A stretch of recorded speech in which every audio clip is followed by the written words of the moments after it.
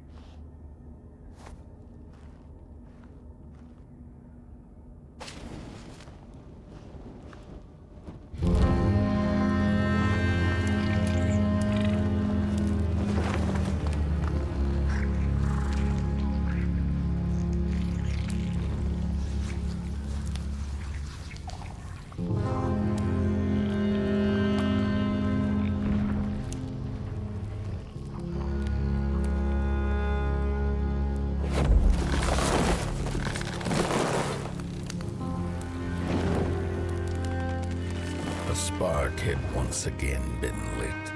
It was told that for the being who kept fire in their heart, all darkness would vanish. Nevertheless, this long night seemed endless and fraught with perils.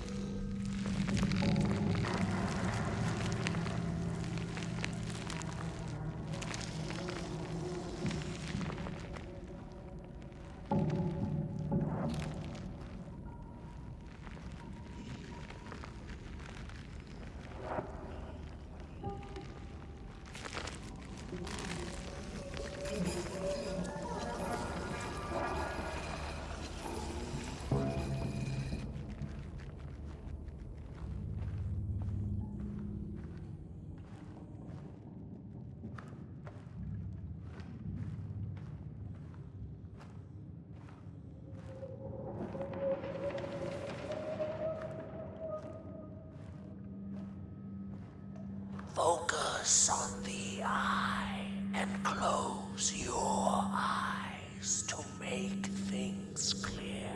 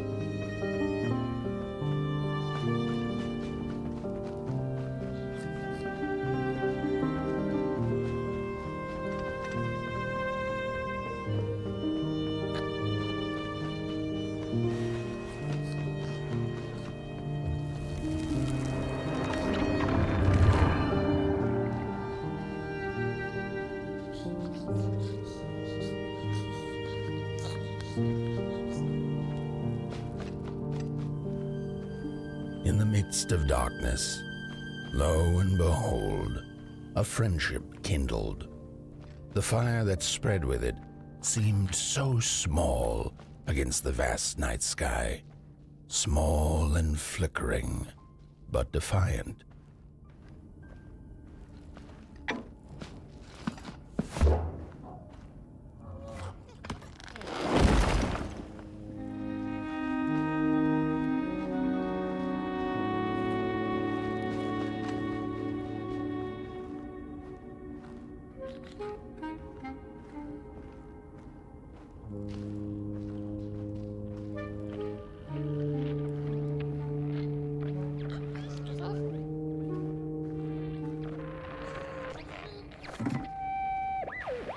With wire, clay, and fire, the craftsman built the foundations, followed by the trees and the rocks. And after them came little houses for us tiny ones to cower in. For existence was so big, so vast, that without a roof above one's head, one could have fallen straight into the skies.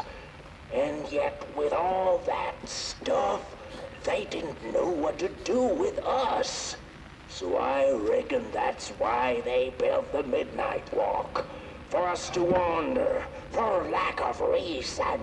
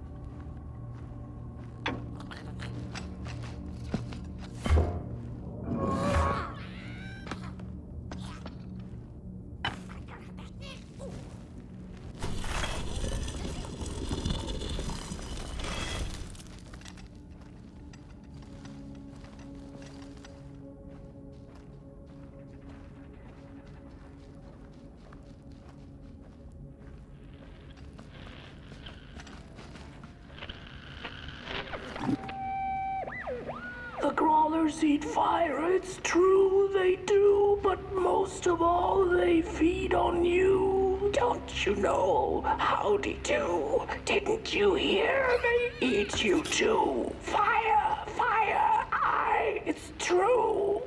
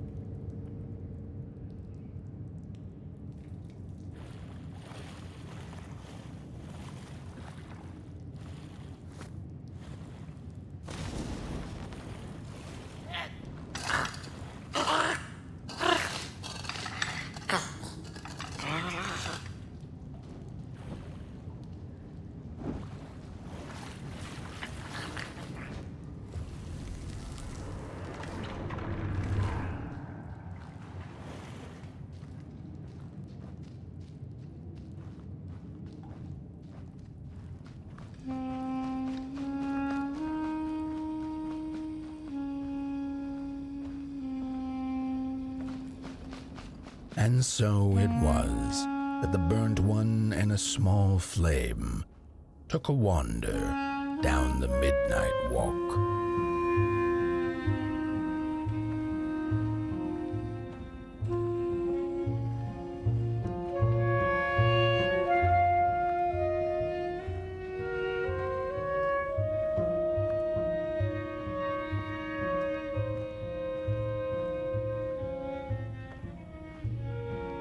In the closing nights of this era, a wandering flame. How rare, a little pot boy. This is already the end. Your pot boy, the last ember of the work table that was. You are destined to carry this torch to Moon Mountain. It is inevitable. We must all partake. Your purpose burnt into clay. Your pot boy must spread his fire.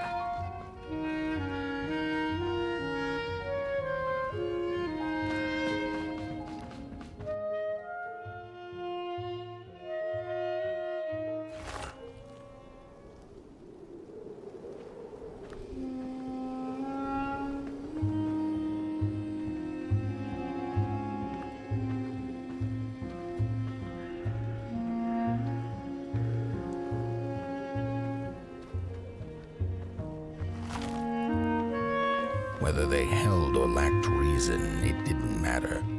When times were dark and winds blew cold, there wasn't much left to do, and it was quite enough to simply put one foot in front of the other.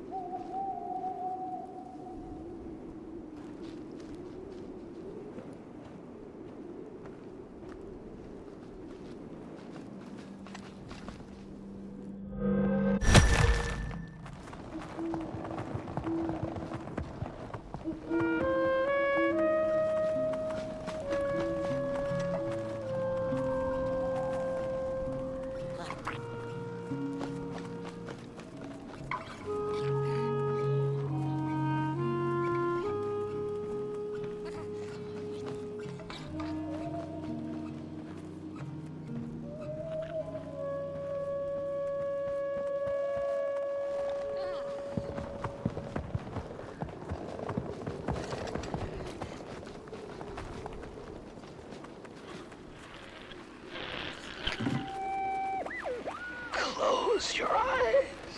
Listen. They sense you.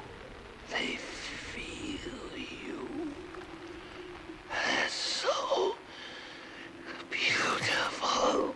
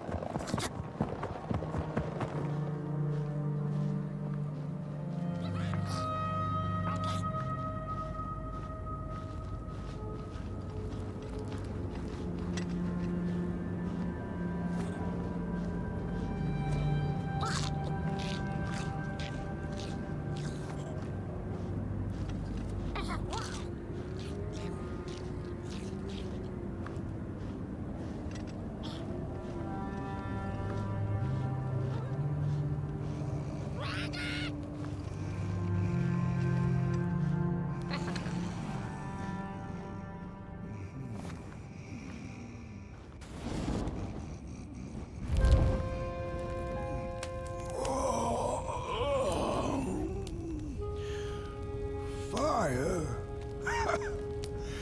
Hey, I'd almost forgotten how it felt. And salutations, burnt one. Fancy meeting one of your kind here.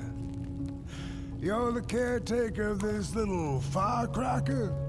I reckon you must be headed for Moon Mountain. Am I right? Well then, on one hand, it's just a matter of walking down the road. But then on the other, the Midnight Walk has a mind of its own, and a mind to teach its rider a thing or two to boot.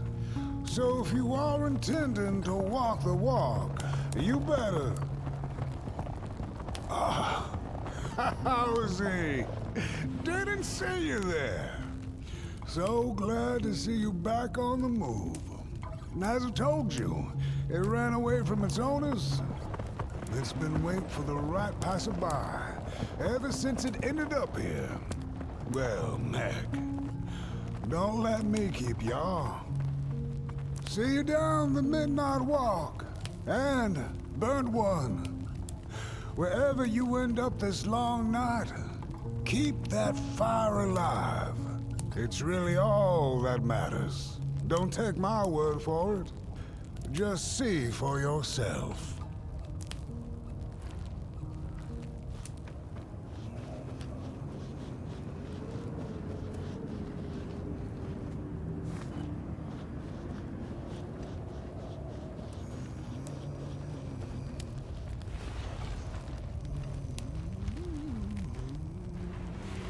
Some folks certainly know how to talk the talk. What you lack in talk, burnt one, I trust you make up for in walk.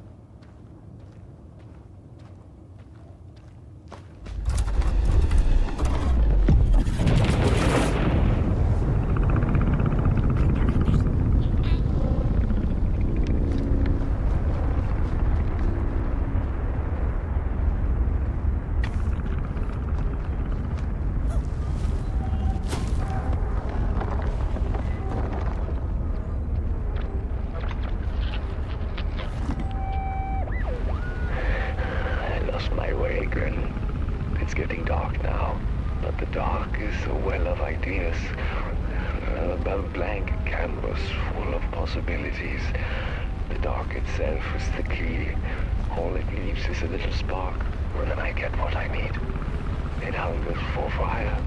So I take a match, I light it, and I offer it. I give it freely. I have to surrender.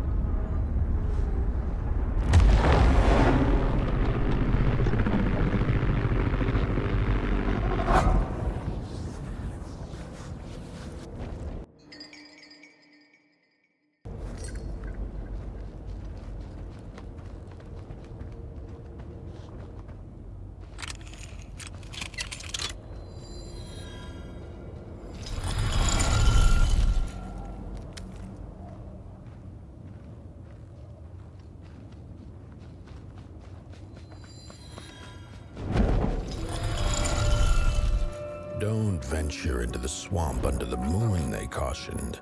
There, wild eyes watch, and itching teeth yearn for succulent heads like ours. Gone are the bodies of old, and they can no longer shield us from the terrors.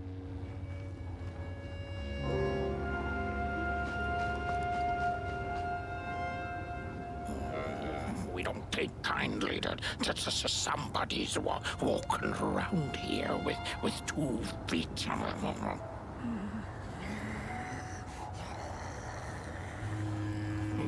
Arms and legs. So uncivilized.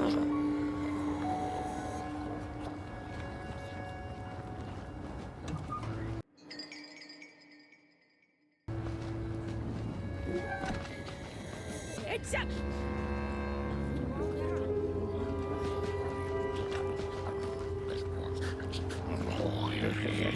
It was foretold. The return of the bodies.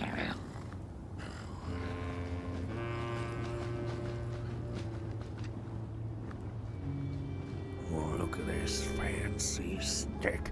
It's my favorite stick in the whole wild world. It's the best one in my collection.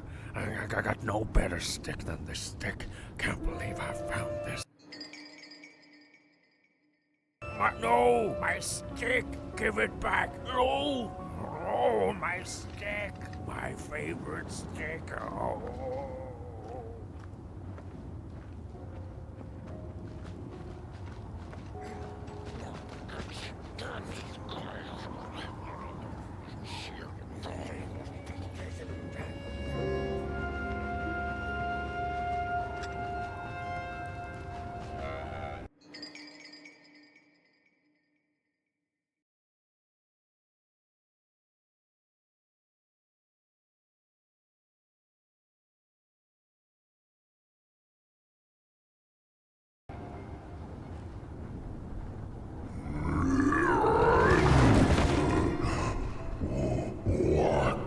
What is this?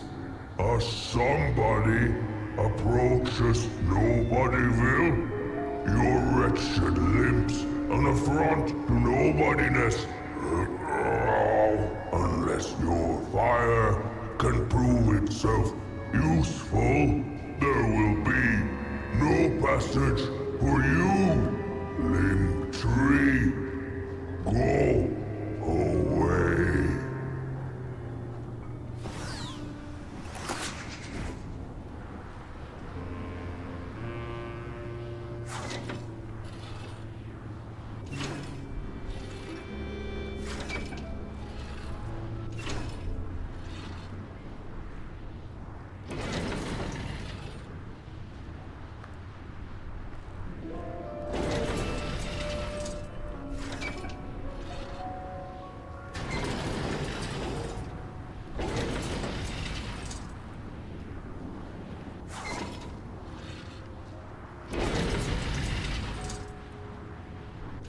If you light them all, then maybe.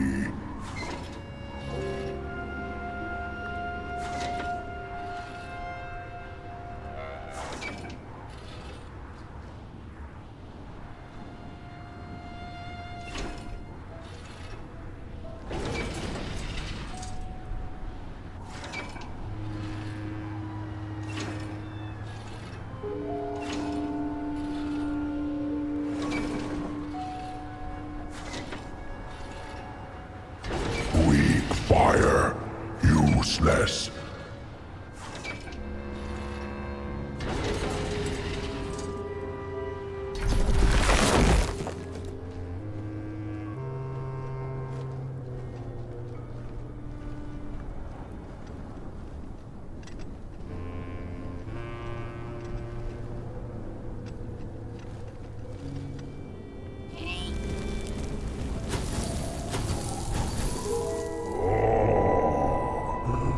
Candles have not been lit since before the great beheading. Now fire is back. Maybe fire can help us with our Molgrim problem. The headmaster will decide. Enter, then.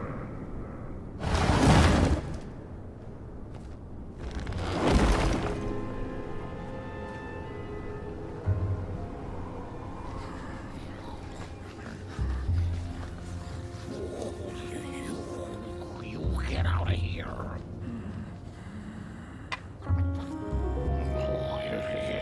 It was foretold. The return of the bodies.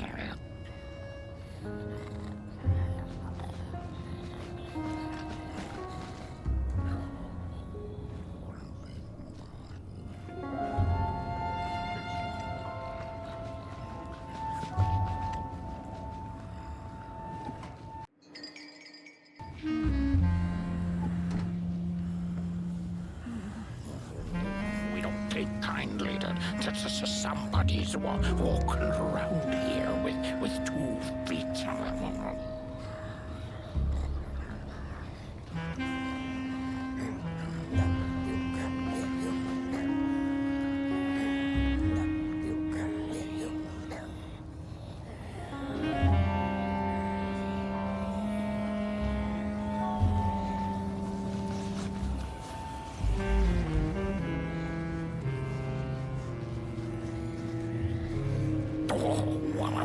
What do you think you're doing here?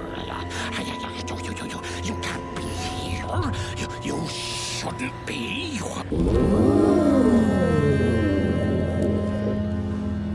True fire. We nobodies haven't been graced by its warmth since the bodies were banished. They used fire for war.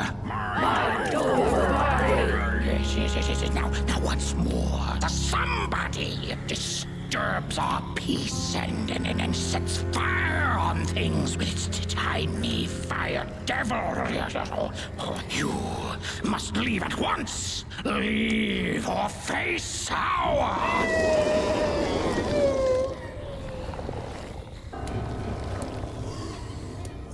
It's the Molgrim! The Molgrim is here!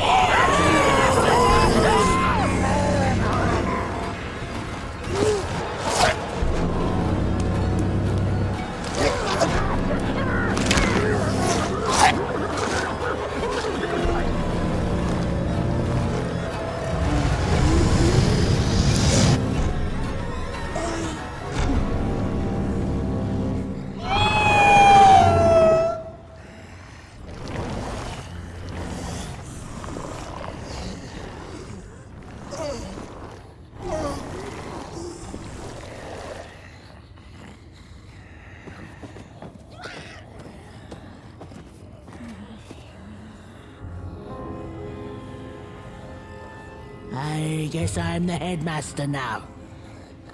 As you've observed with your own head globes, we have a problem. It is called the Molgrim. The Molgrim. Recently, she has become bold, moving ever closer to Nobodyville. You should help us get rid of her. Yes, get rid of her. Tame her. Just make it stop. And by the powers suddenly vested in me, I will, shall grant you passage through our fair Nobodyville. Here, take this. Blech. Now, go do the quest. Meet the problem head on. Tame the Molgrim, and we will... I shall graciously let you pass through Nobodyville.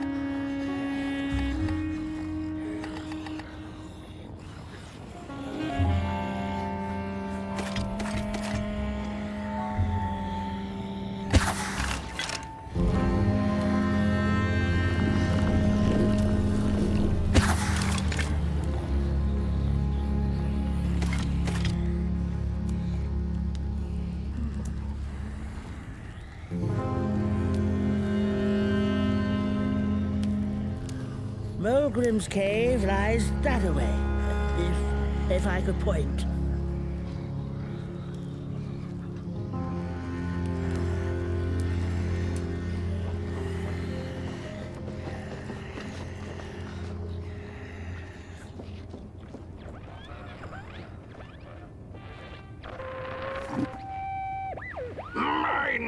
over body! Mind over body! Mind over body! Mind over body! Mind over body! Mind over body!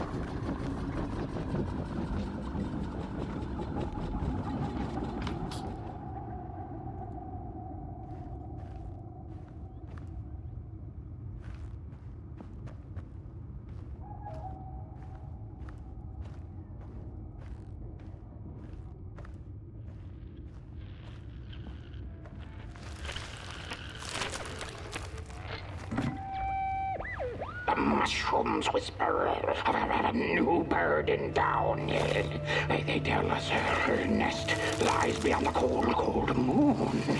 And she came here to witness tragedies. She feeds on these tales you see, sucking their fire dry like marrow from a bone. Her eyes are on us now, like a vulture.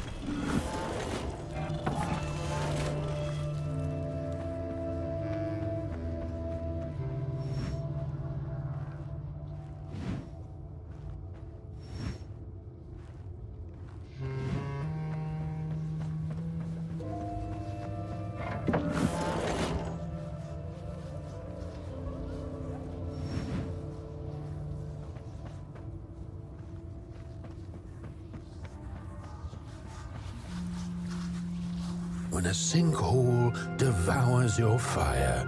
Give it up or dive in after it. An old swamp saying.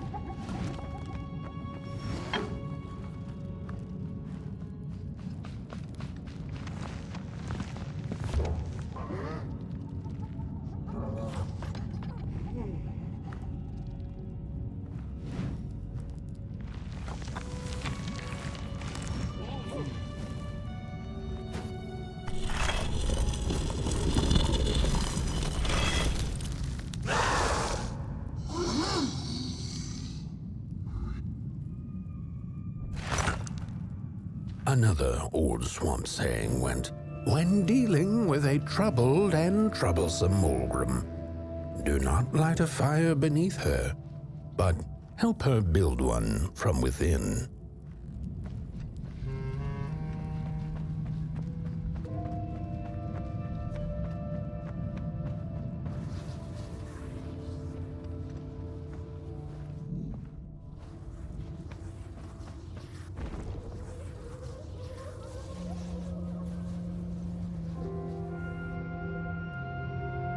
Oh, my neck hearkens the anguished howls of the Molgrim, and the bitter patter of feet. A somebody and its flame, albeit a small one. 'Tis enough, perhaps. The Molgrim's precious shards, they must be returned to her lair, to her cauldron. Only then may the cleansing fire burn.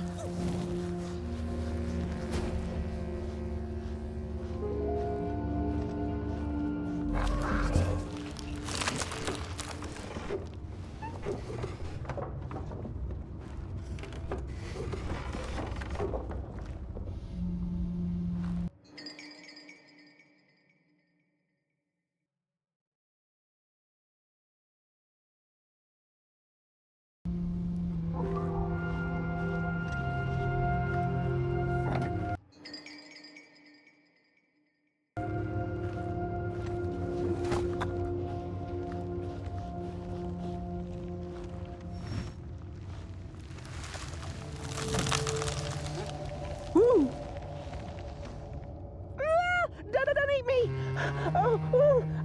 Well, if you're not gonna gobble me up, then can you maybe take me away from here? Please? Somewhere closer to Nobodyville and away from here. Get me out of this neck hole, please. I'm begging you on my bare chin, and I'll pay you for the effort. Handsomely with a beautiful shard from the Molgrim's cauldron. Take me back to Nobodyville, please. I can't take this tension much longer. Oh, I should have stayed in my heady hole.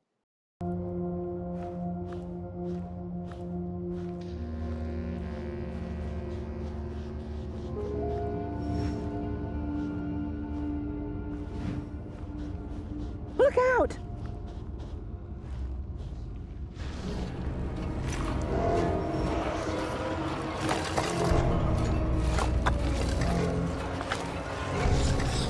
She's here!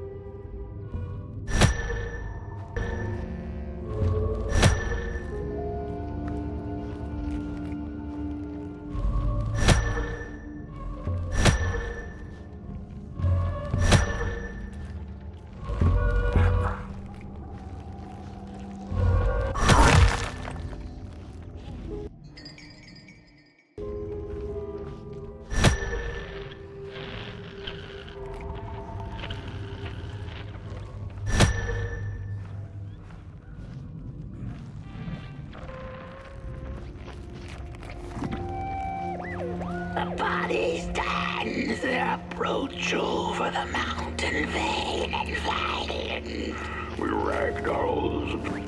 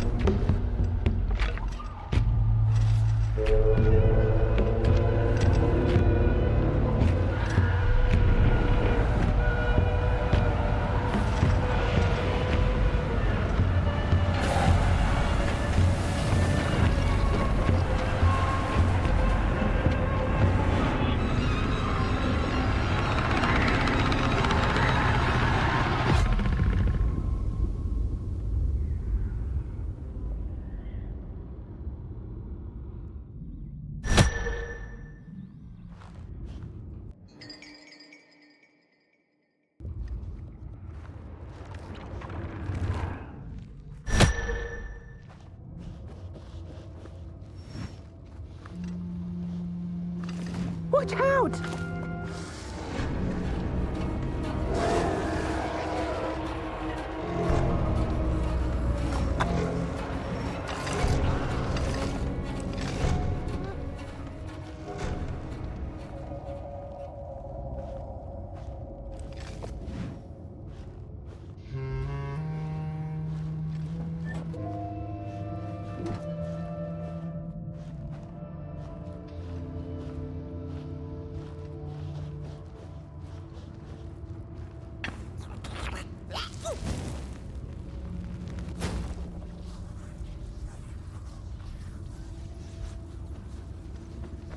Watch out!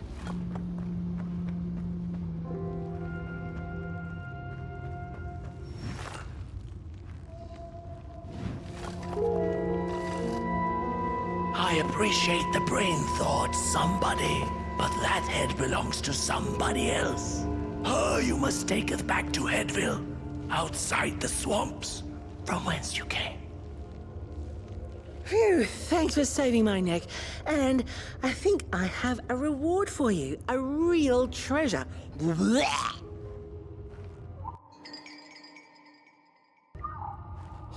There you go. One of the 3 missing shards from the Molgrim's cauldron. Yeah, I stole it. Oh, I thought I could maybe buy me some kind of ticket away from, well, everything. Start anew, you know? A good head on a pair of healthy, strong shoulders. Eyes on the horizon. Gosh, the horizon. Do you know I haven't seen it once since I lost my body? I really do miss my body. It's a real shame when you think about it, you know? The things that we do to ourselves, to one another. What we did to her, kind. All in the name of some sort of control. It doesn't make sense. Anyway, I guess I'm sad. Sad and sorry.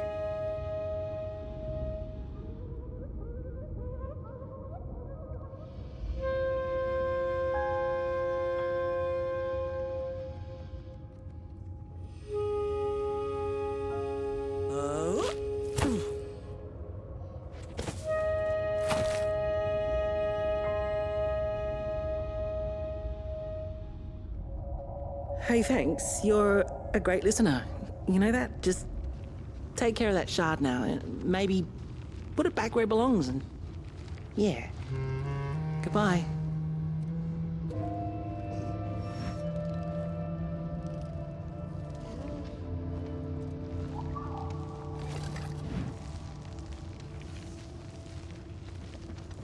It's easy to lose one's head when everything you love is either gone, broken, or dead.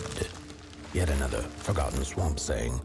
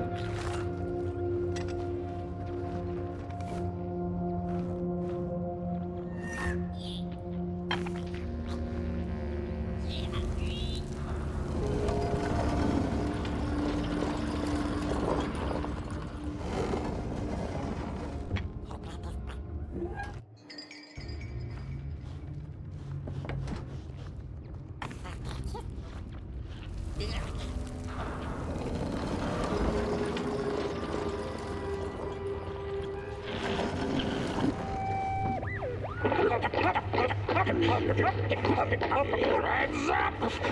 Ready! Up! Break with your boots! Take with your hands! Full of fire! The fire is ours! Take the charge!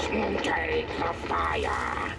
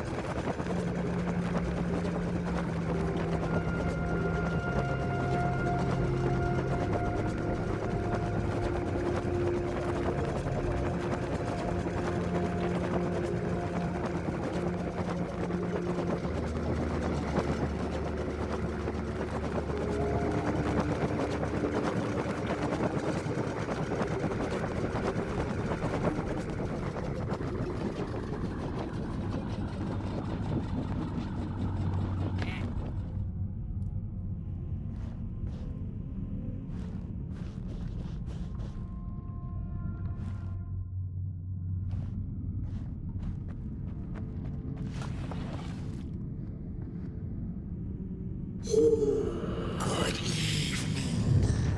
Or is it morning or afternoon? Hard to tell without a sun, isn't it?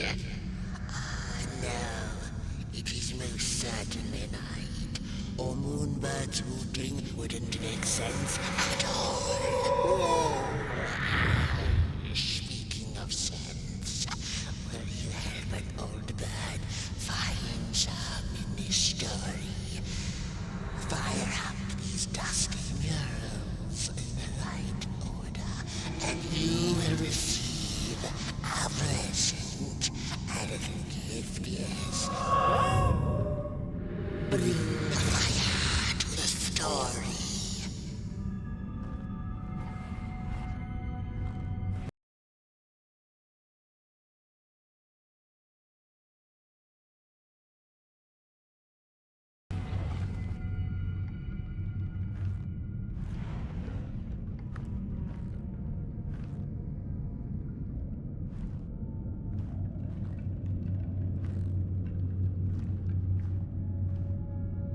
Once upon a time, the Molgrims lived in peace.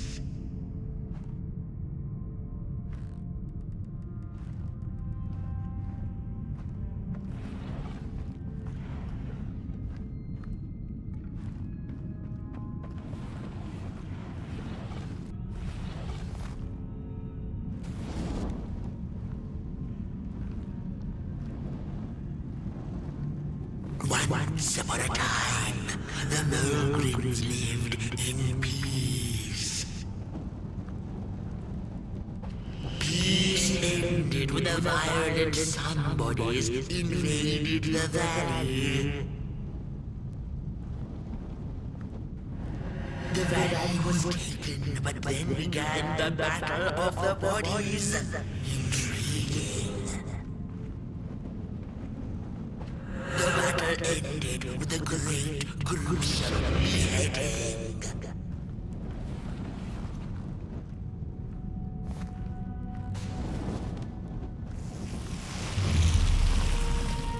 For time immemorial, the Molgrims had lived in the valley in peace, sharing good eatings and howlings around their fire, which they had inherited from the skies.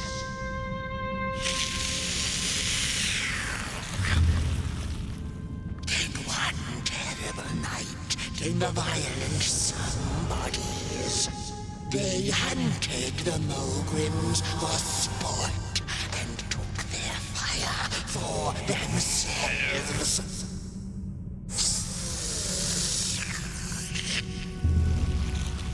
But the somebodies knew not what they were dealing with, for as soon as they held the fire in their grubby hands, they began to fight one another with it.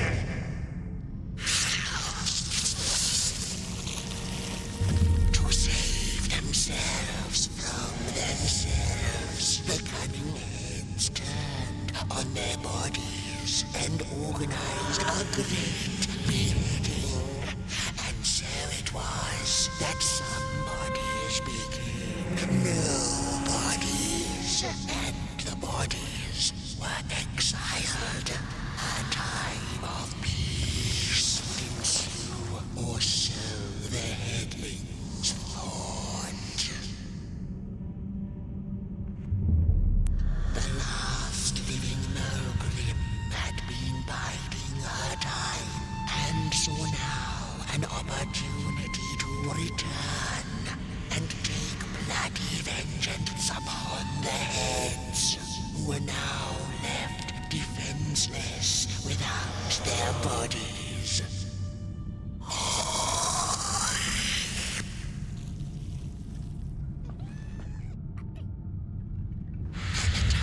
Of the Molgrim begins anew. A storied meal indeed. Moonbird thanks you for feeding her and proudly upholds the promise. A gift. A shard from the Molgrim's own cauldron. It looked so shiny in the moonlight. Moonbird simply had to take it.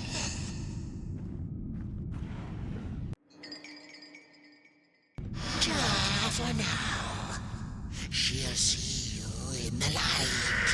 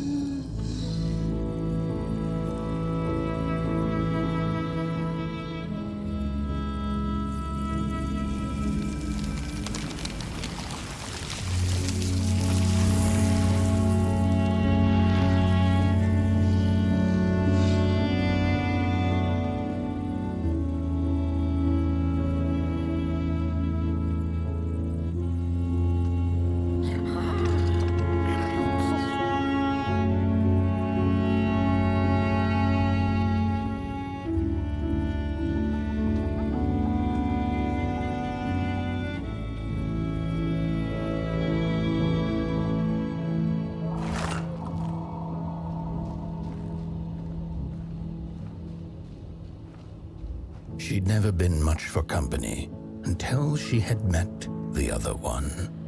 He had shimmering scales, an appetite for life, and carried a faint scent of rotting leaves she found irresistible. Oh, how they used to laugh at the distant stars, bitterly, together.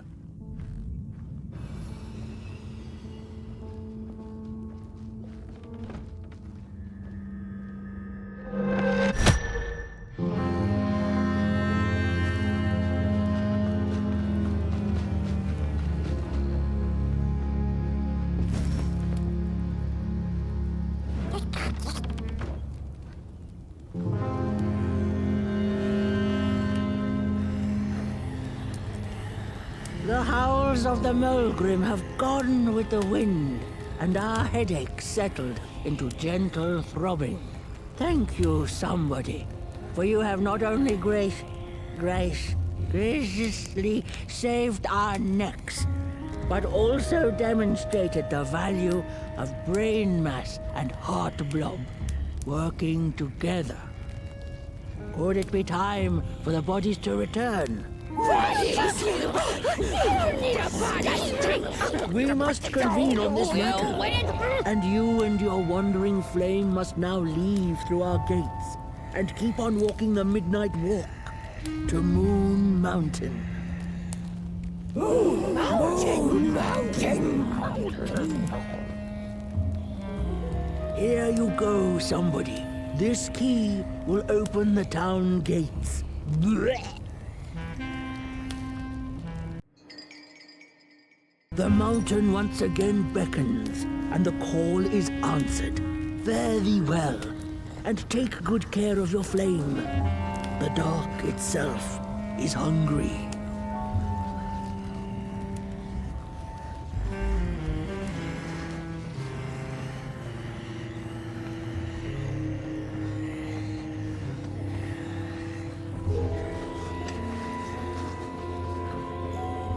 Bodies might be returning and on now.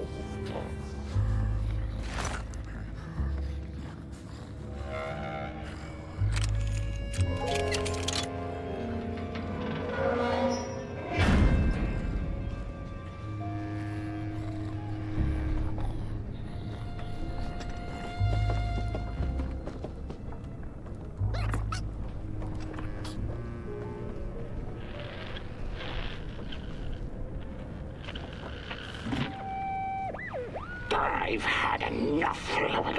First it was the big Molgrim hunt, and then they forced us out into that make-a-forgiven swamp. I hate hiking. And then when we had nothing left to hunt, we started fighting each other. And then Mr. Mayor gets this grand idea that we should chop our own heads off and banish our bodies. How does that even scientifically work?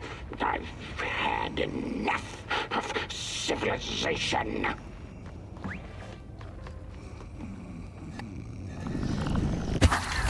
Oh, back from the little swamp detour, huh? Hope the heads didn't give you too much trouble. At least your head looks attached to its shoulders and your friend's is, well, burning. So do not despair. Should you once again lose your way along the midnight walk, you're probably meant to.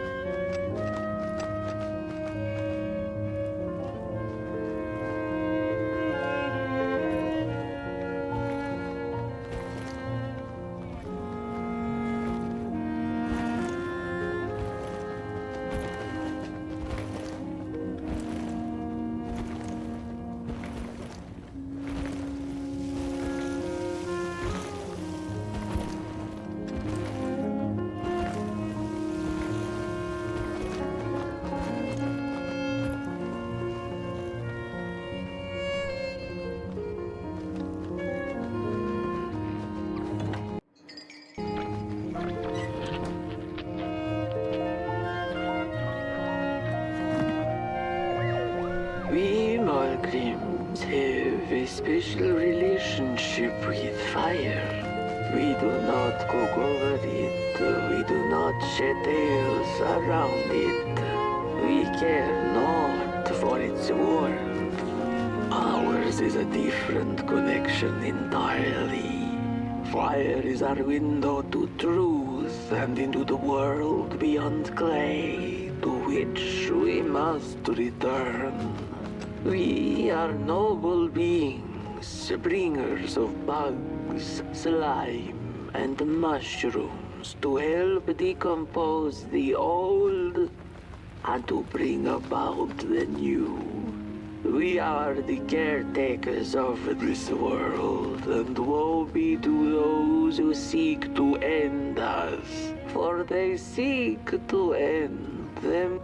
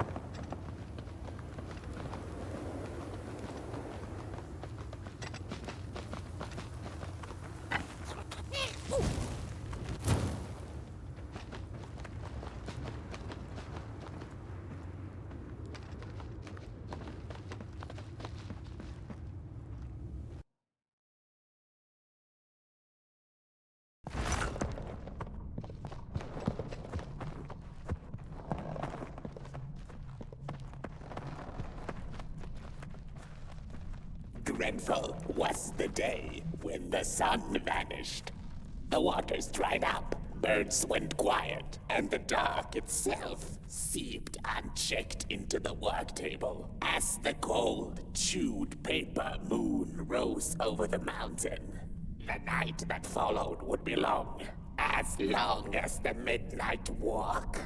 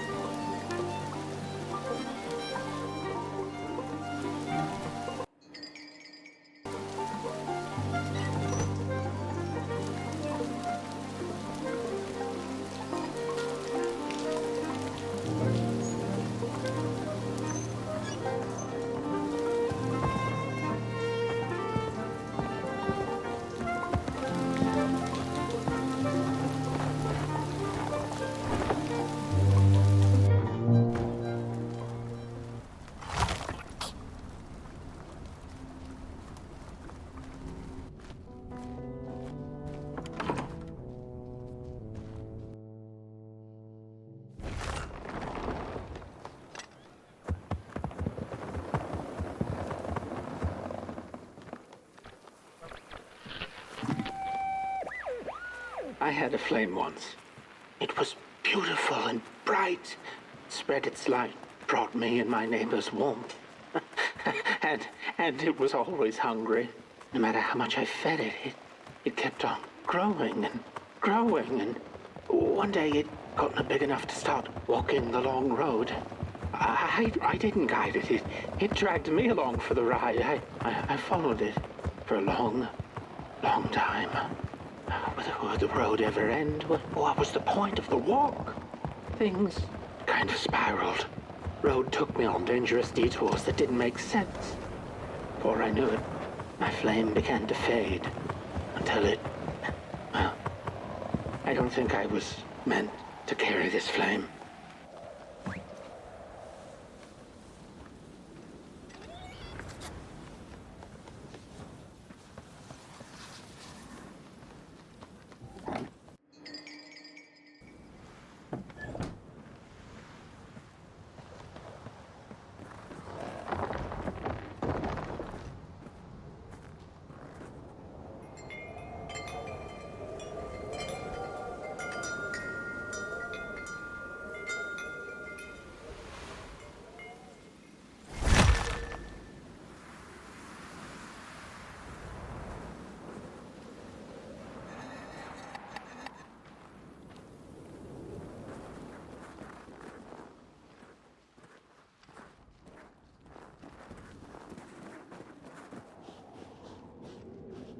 There once was a freezing cat who was looking for shelter when she came across a dark cave.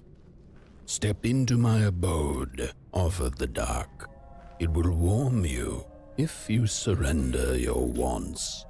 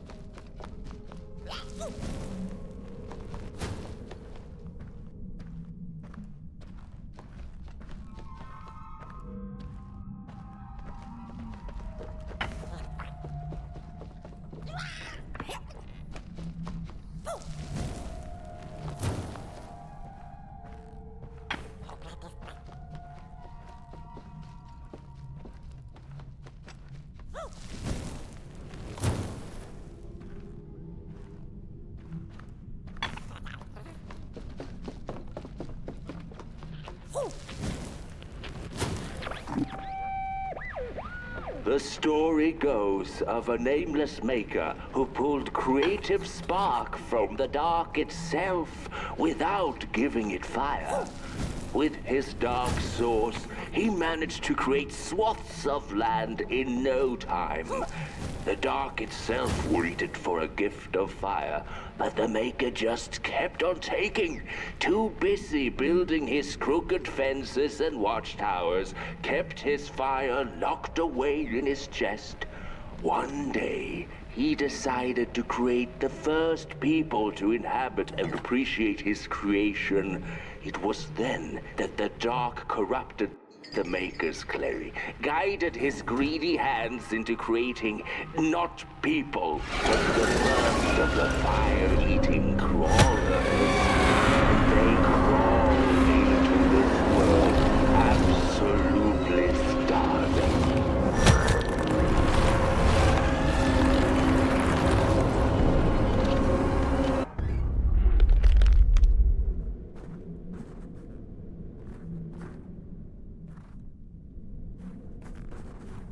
The dark's eyes were much too big and watchful for the cat's liking. She went on to find warmth somewhere else.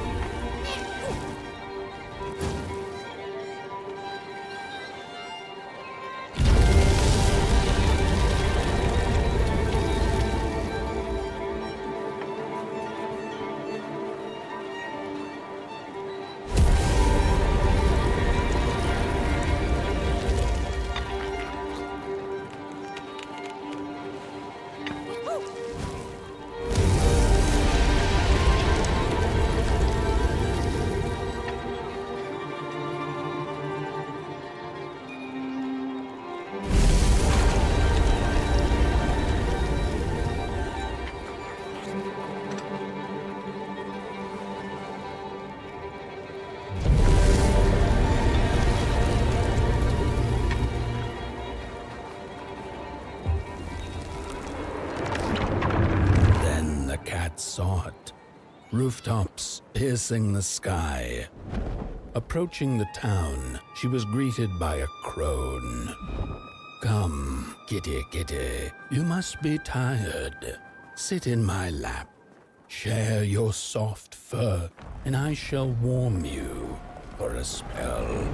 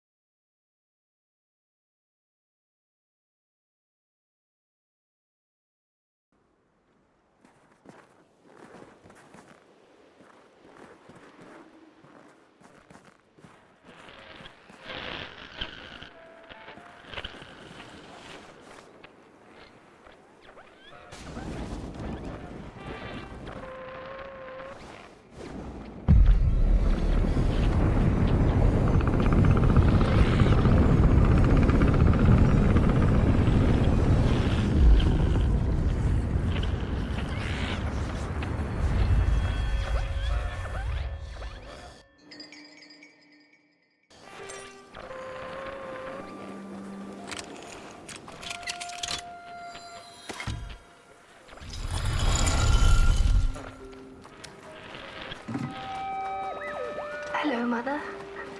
The well said to give it a match, so you and I could talk again. I hope this works, because that was my last one, and well, it's cold now. But it doesn't matter. We can finally talk after everything. So, how are you? Do they have fire where you are? Not the hellish kind, I hope. Is Father there too? I think you should talk to him again. I know it doesn't seem like it, but I know he loves you still. I love you. Still. I can't feel my hands. I can't feel anything.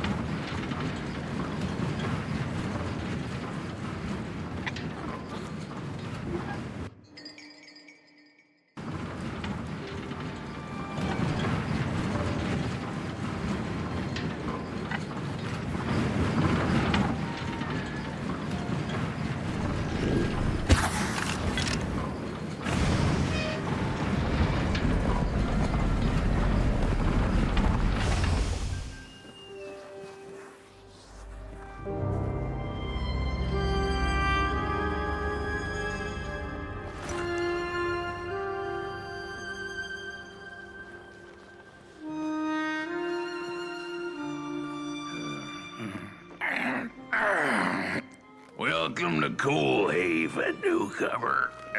Good to see a flame in these parts again. I'll be your guide tonight. This furnace here used to run on coal and fire, don't you know? But a thief stole all our matches, wasted them in greed, you see. Now the ghost has come to smite the wicked and punish the thief who killed us. Well, I guess that's it. That's a tour on the house. There's a bone right there in the snow.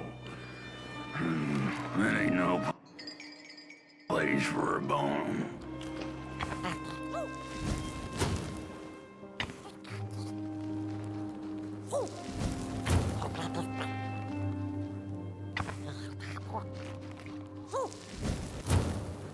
Here.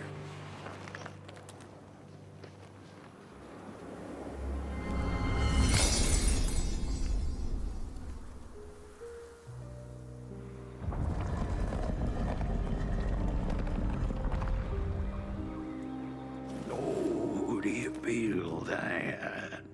Something's changing. That furnace was the soul of the city.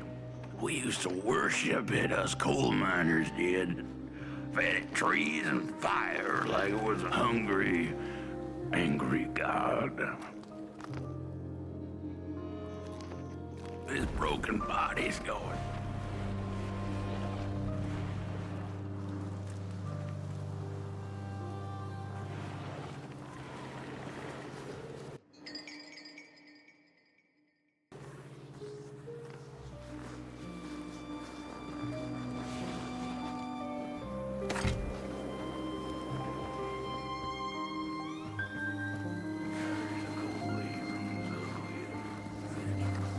The cat didn't like the crone's crude pettings. Her hands tugged at her fur. "Now, rest still," the crone said as she pulled out a crooked knife. The cat was quick and escaped just in time.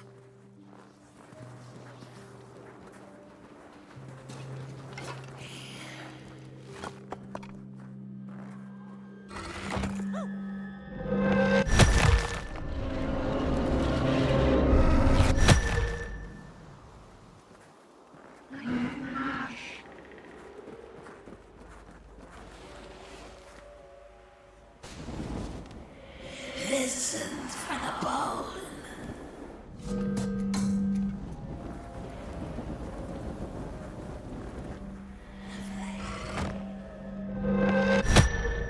Listen.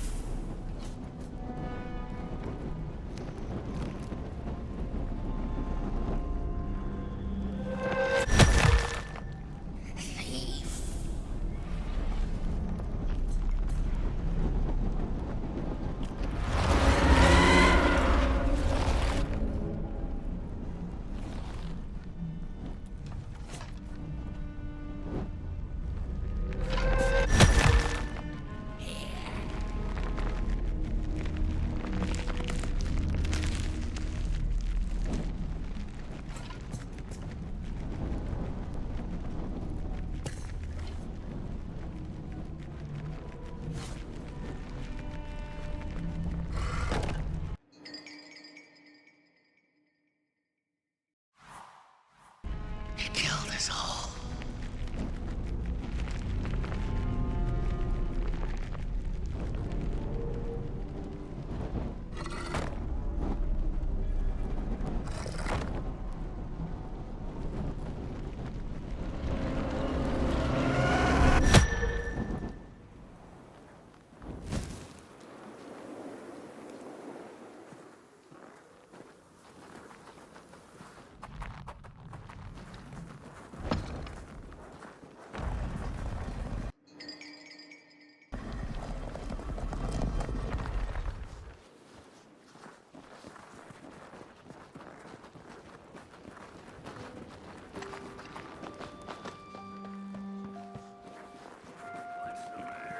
See a ghost.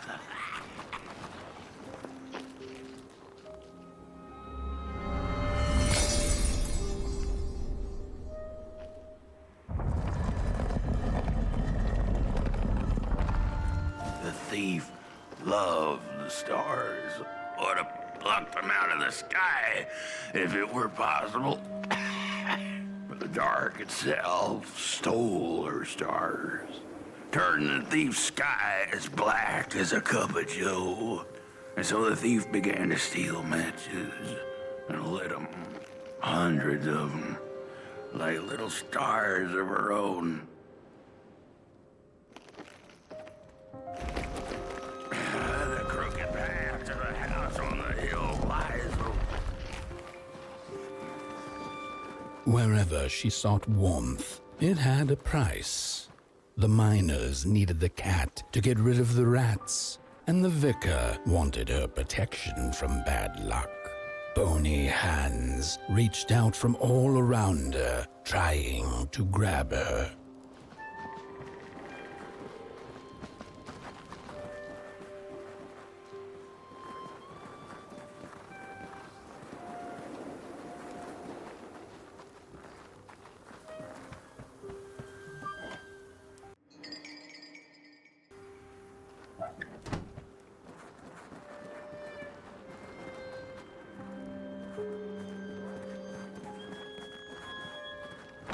Matches lead to the house.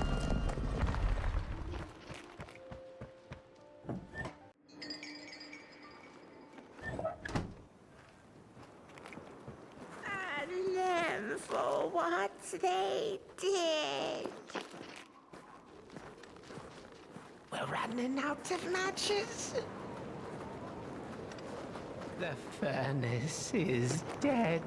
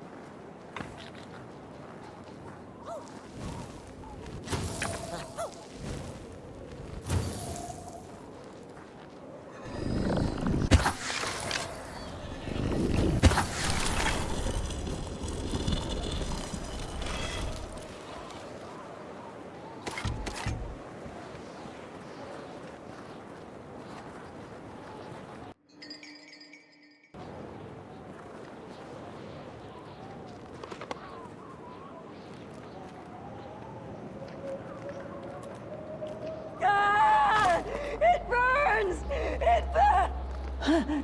What's... Oh, this isn't my body. The fire, did we snuff it out? Where's... Did I save them? The house. It's ruined. Well, it wasn't supposed to go down that way. They locked the door, threw the key into the woods. Huh. There was so much anger, and now there's nothing. This body is so uncomfortable.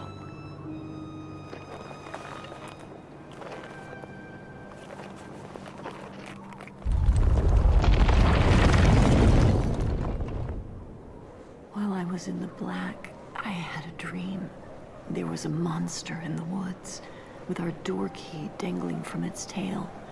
I ran, tried to chase it, grab the key, and when I did, the creature turned around, and its face, it was the face of this whole town.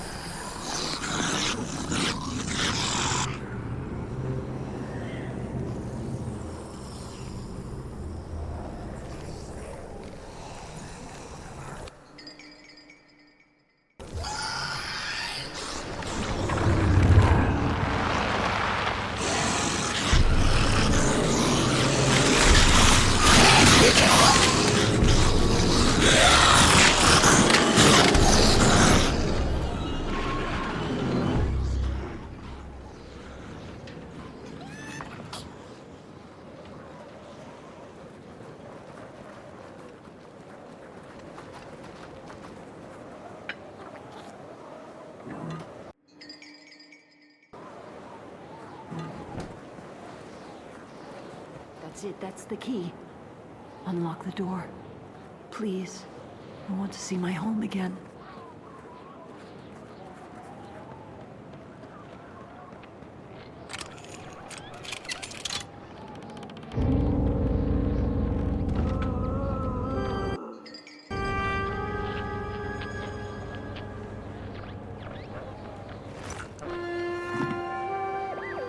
Furnace is getting weak.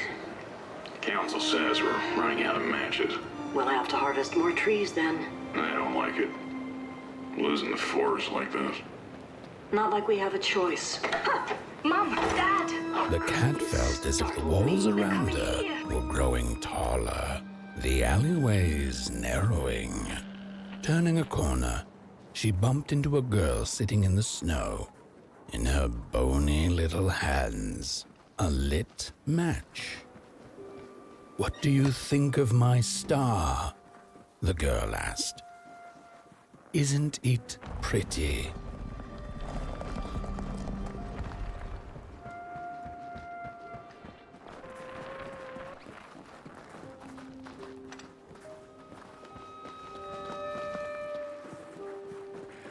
The crooked path to the house on the hill lies open.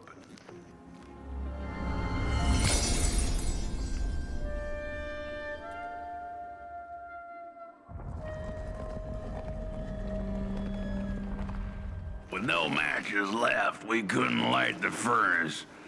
And the thief paid a terrible price for her burning greed. As the furnace died, one by one, so did we. But before we perished, the dark itself moved into our hollow husk. Turned us cold and wicked. If I had a heart, I'd feel great shame for what we did. I'd feel great shame for what we did. The old man feels it too. Should have been long dead with the rest. He just wasn't ready.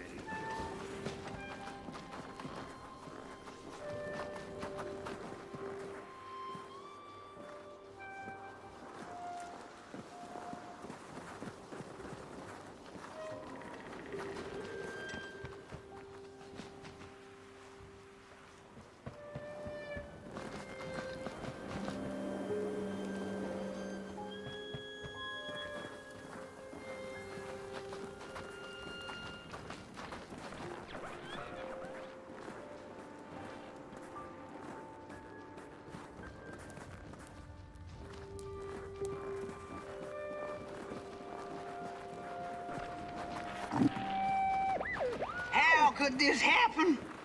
Whoever did this? Oh, the flame warms the righteous, but the wicked who love destruction, the flame burns with a passion. How will we warm the furnace? Feed the thief to the furnace! Feed the thief to the furnace! Coalhaven is doomed! On the wicked the flame shall rain fiery coals and burning sulfur. A scorching wind shall be their lot. Come forth, thief, and confess your hideous crime!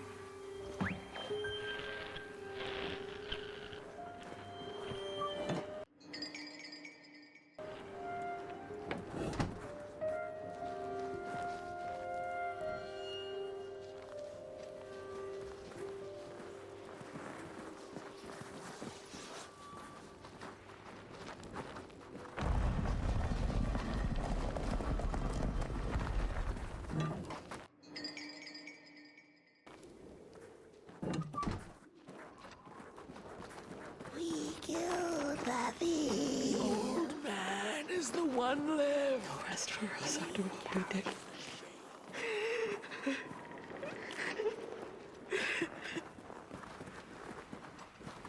Shame. Shame.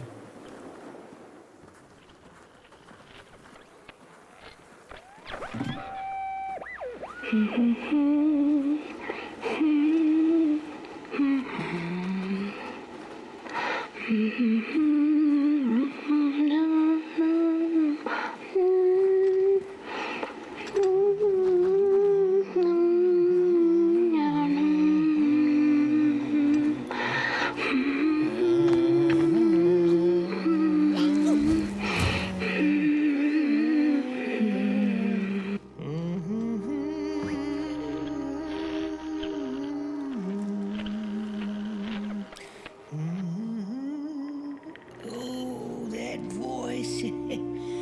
What I wouldn't give to hear her sing again. Those sweet, sweet tunes like fallen leaves of the trees that were.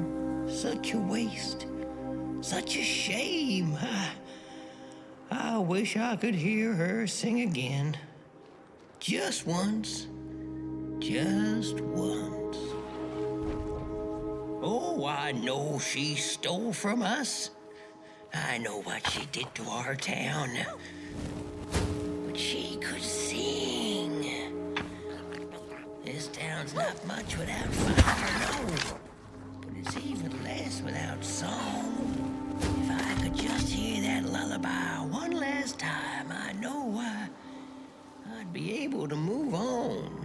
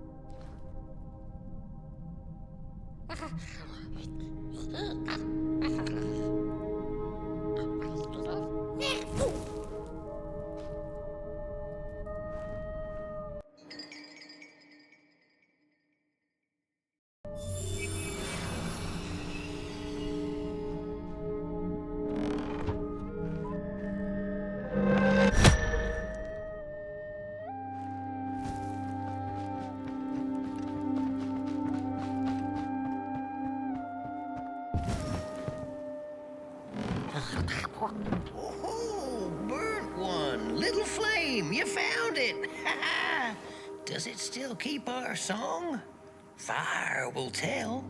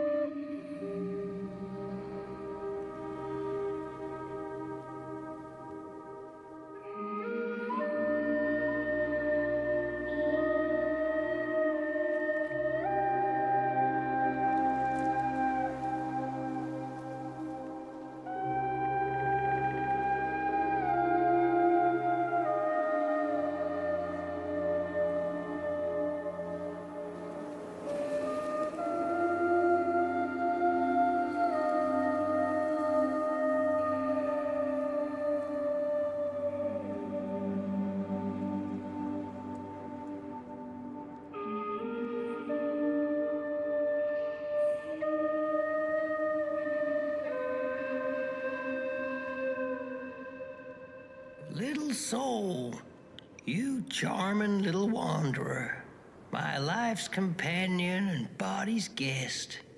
Where are you off to now? I don't know what I thought would happen. I feel a strange warmth, but just as coal runs deep in the earth, so is the shame a part of me, mine alone to bear.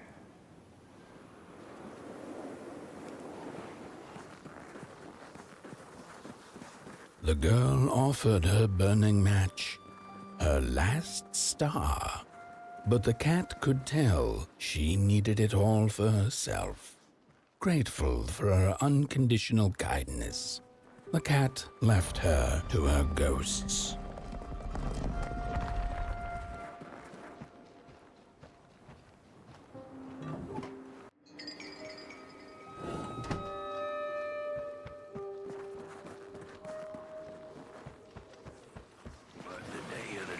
Shall come in the guise of a thief, and we...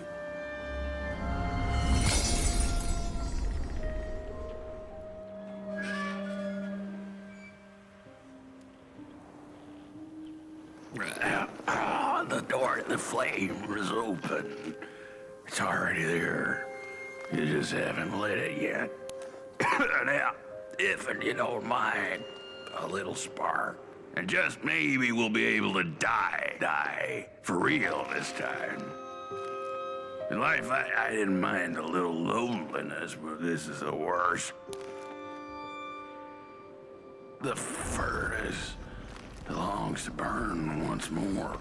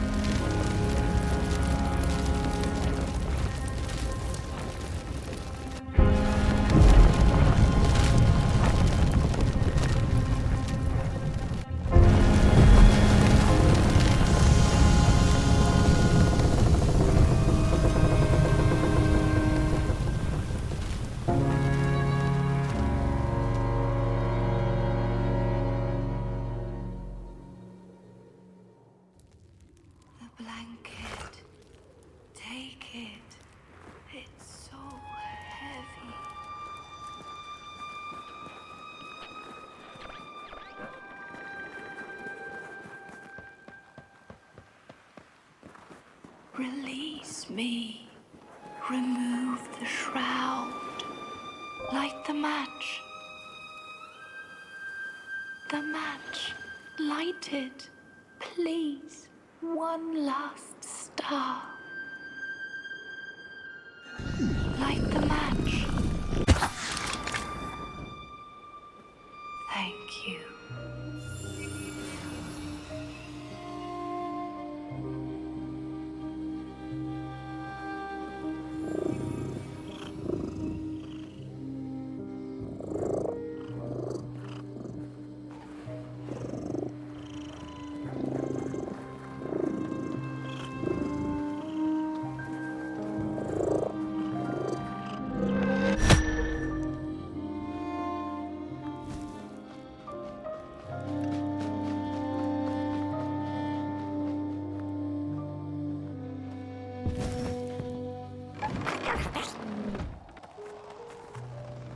The cat finally settled in front of a giant burning furnace.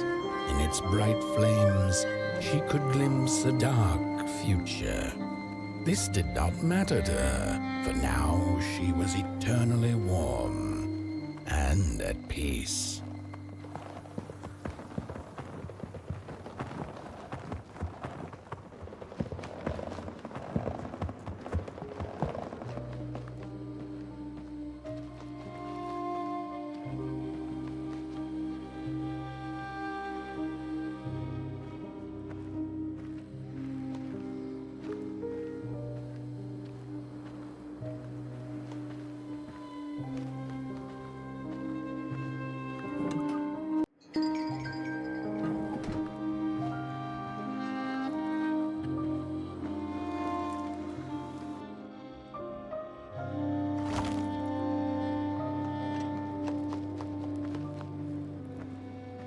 The flame burns still, and the fire has spread along the walk.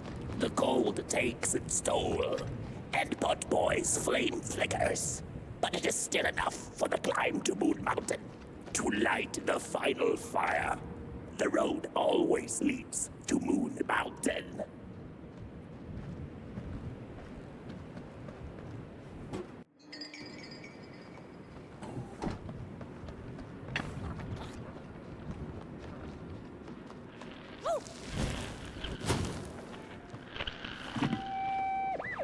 There's a fella who watches over the midnight walk, pointy hat and hollow gaze. He's been around longer than you or I. Some say he was one of the first sculptures to have breath. Some say he's not from around here, but from another maker's work table entirely. Some say he's seen what lies beyond Moon Mountain. But I just think he's lost like the rest of us, and he's waiting for the right one to come along. Waiting for something that'll give him that eureka for his song. He keeps his banjo by his side, but he never plays it. Strange, but he's in no hurry. He's got all the time in the world.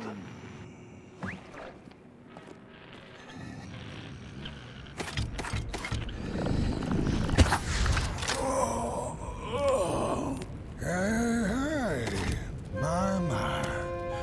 The bird one and its flame approaches. The road's been long, hasn't it? And it just keeps on going, don't it? Why don't you rest here for a spell? Change is in the air. Warm winds coming in from Coalhaven. I trust you're not pushing that little flame of yours too hard. He is mighty, no question about it. But between you and me, he still has a ways to go until Moon Mountain. Heck, it ain't my place to tell you how to tend your flame. I'm sure you'll be fine. You'll be just fine.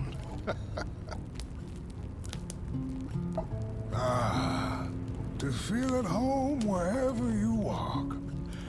How's it? What a friend to have on the road, huh?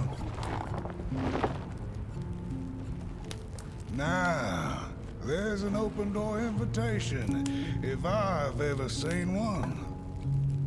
Go on in, then.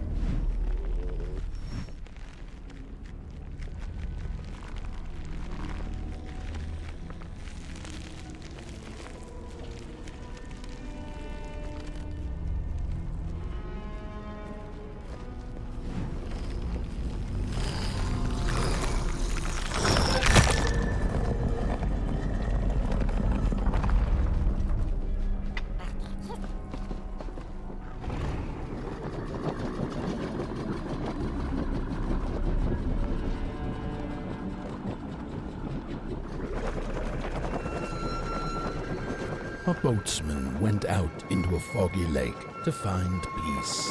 Then, out of nowhere, came another boat that bumped into his. He cursed whoever was on the other boat, but when the fog cleared, he discovered that it was, in fact, empty.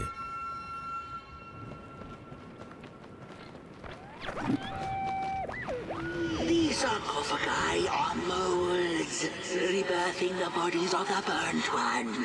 Failure after failure, they keep coming back. They lie dormant, and then they awake at an appropriate time, during times of dark, to perform a task. The taskmaster unknown, doom spelled on the flip side of a coin. Little dolls in a dollhouse made of matches.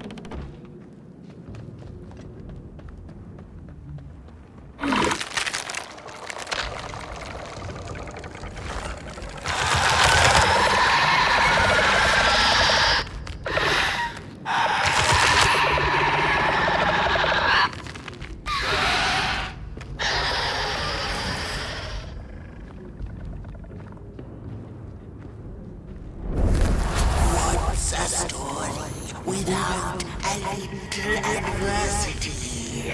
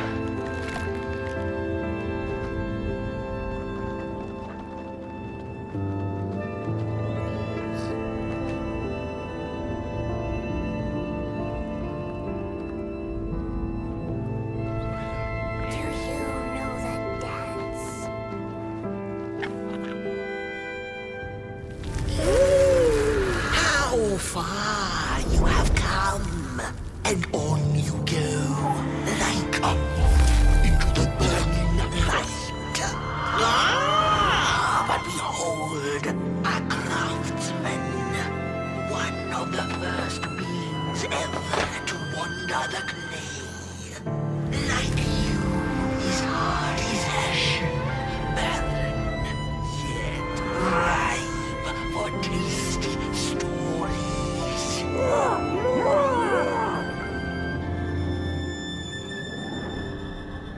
By now, you must have learned there can be no tale without spark. No spark, no path. Light the fuse. It will guide the burnt one, and mayhap feed the world. A symbiosis most reasonable. Do you agree?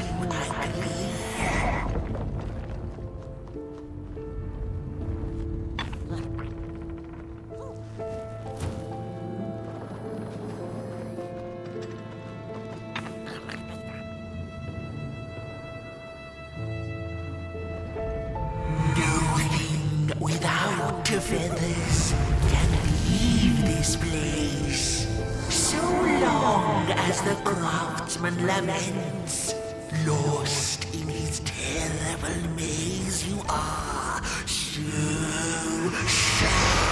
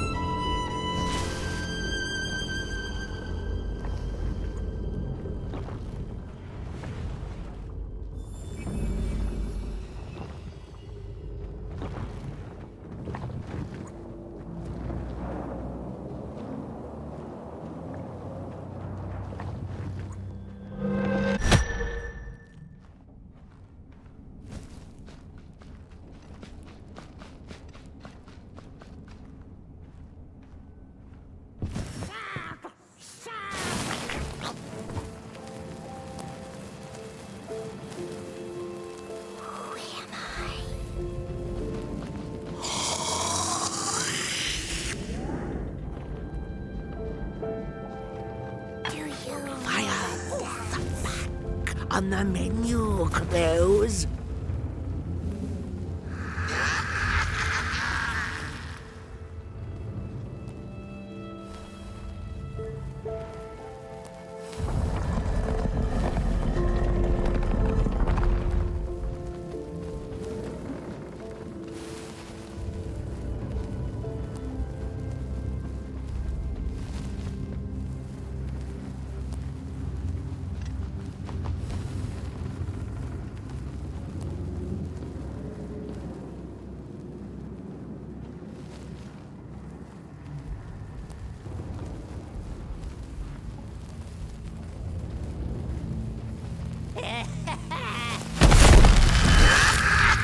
I see you. Not a crawl closer, Moonbird.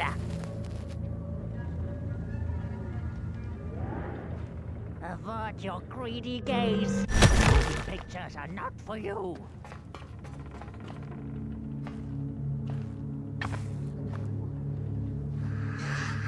Faces behind faces.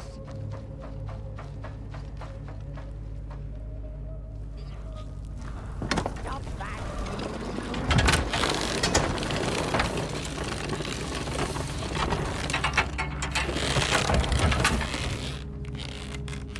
Birds of the dark everywhere. I hear something around.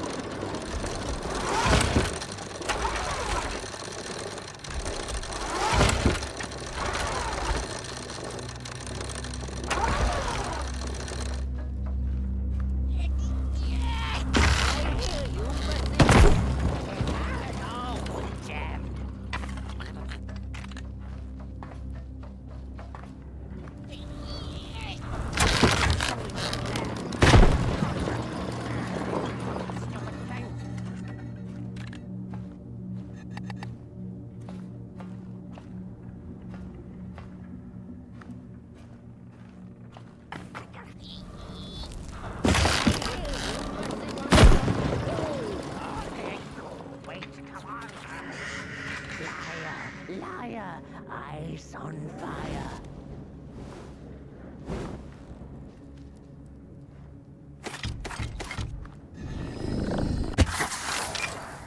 Birds of the dark everywhere.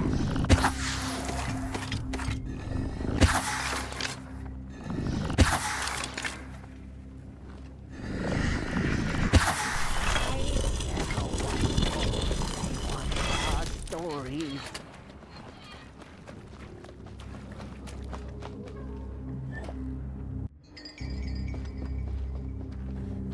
Birds of the dark everywhere.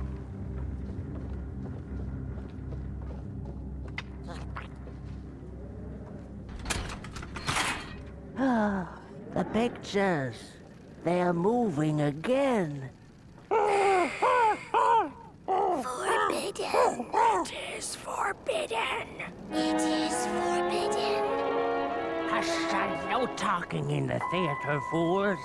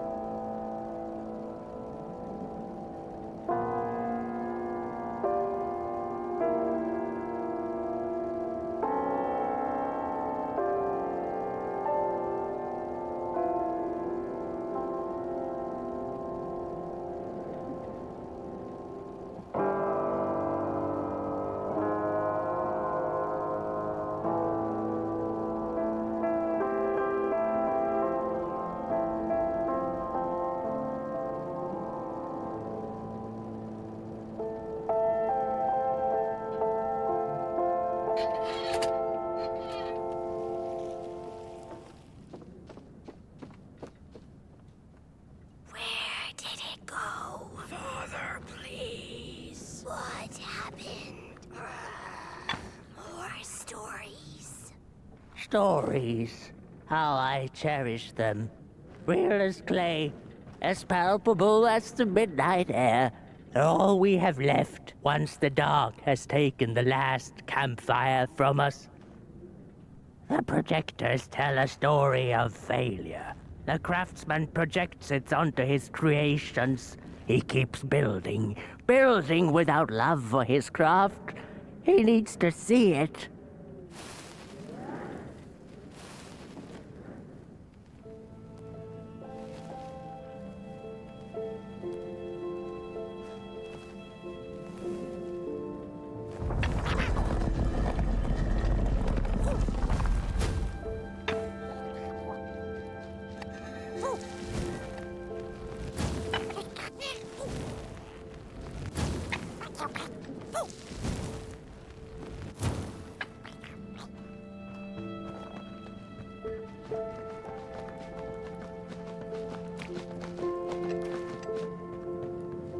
The potter, stuck in the sinking clay in which he had dug so greedily, spoke his final verse.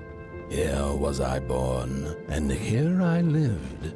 My refuge was the clay, and now the clay has played me false in a most grievous way.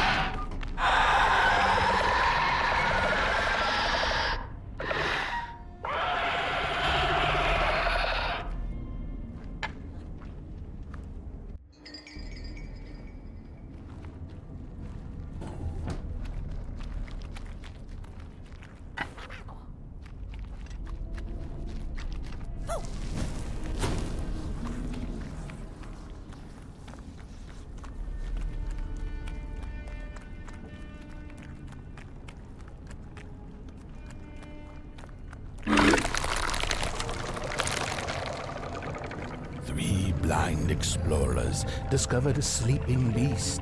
Each of them touched it and described it to one another. "Its skin is coarse," said one. "No, its ears are big," exclaimed another. "The teeth are its most prominent feature," declared the third. Who was right or wrong mattered little, as the beast awoke and ate them all.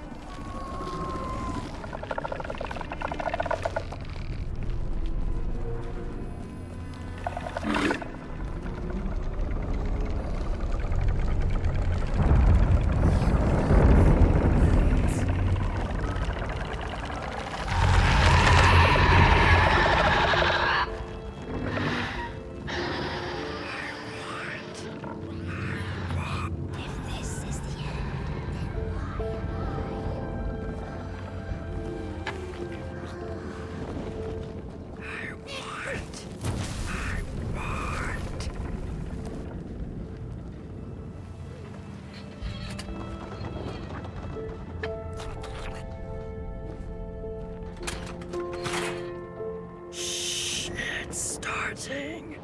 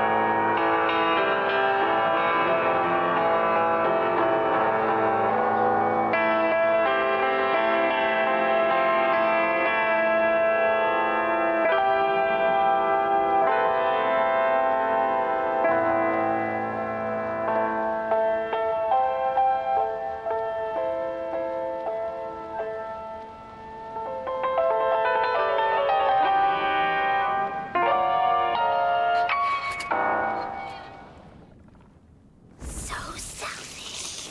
I could wear it better. I deserve the father. Make me a princess. Look at these sorry reflections of the daughter. None of them will ever dance. Ever feel the warmth of their maker's heart. They can never be enough.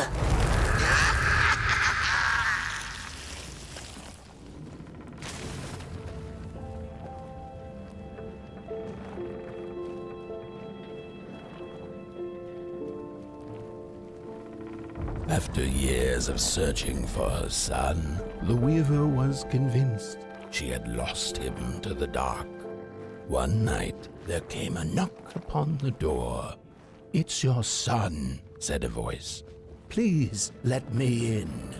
Thinking this was some cruel spirit come to mock her grief, she remained silent until her son gave up and left, never to return again.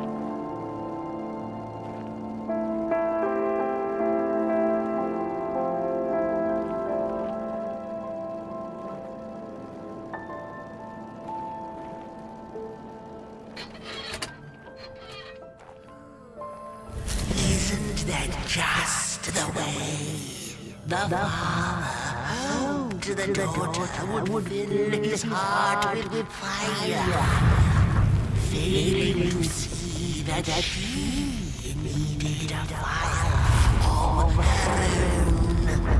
His princess danced away, and he stayed behind, cemented in his ancient tomb.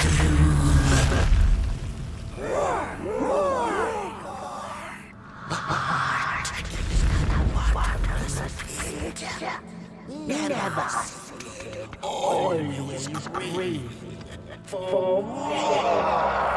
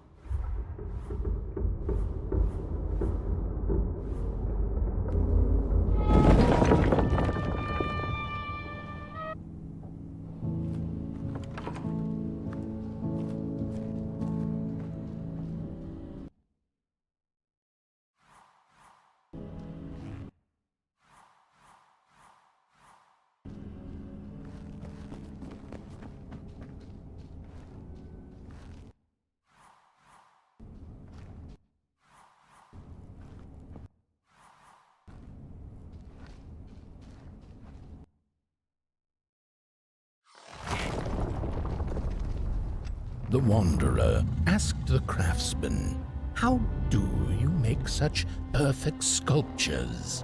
To which he replied, "Oh, there's nothing to it really. I go into the dark woods. I find the sculpture already waiting inside a tree. And then it's just a matter of carving it out."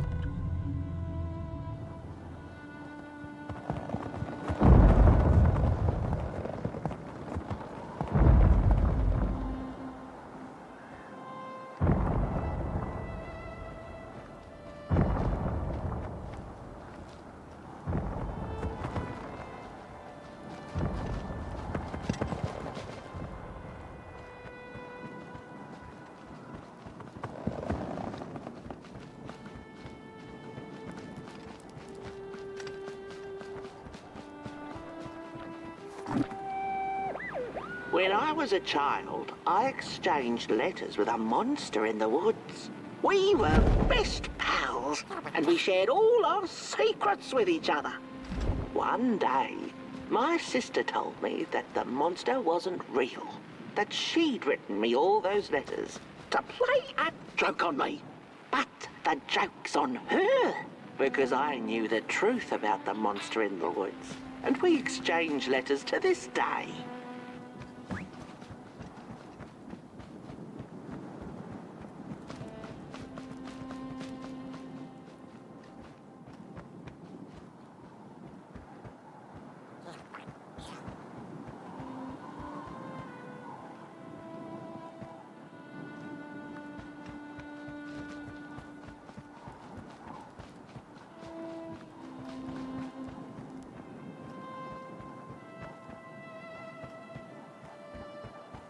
Hark!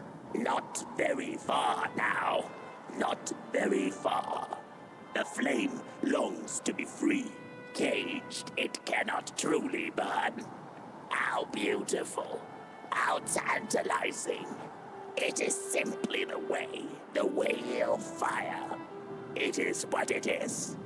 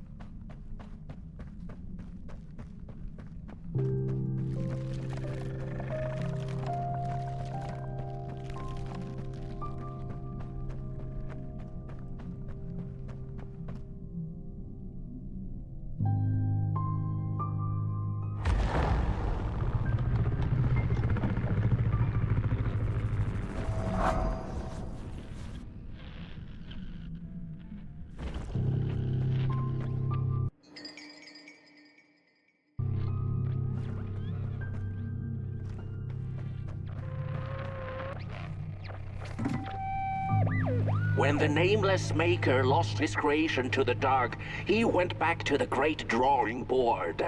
In his desperation to regain control, he made an attempt to sculpt the face of the dark itself, something he thought he'd glimpsed in his nightmares. But the face wormed itself out of his mind's eye, and instead his twisted sculptures came alive, grinning and many-legged. Thus, the grinners escaped and seeped into this world as a reminder to the Maker that there's always something to smile about, even when things don't go the way you hoped.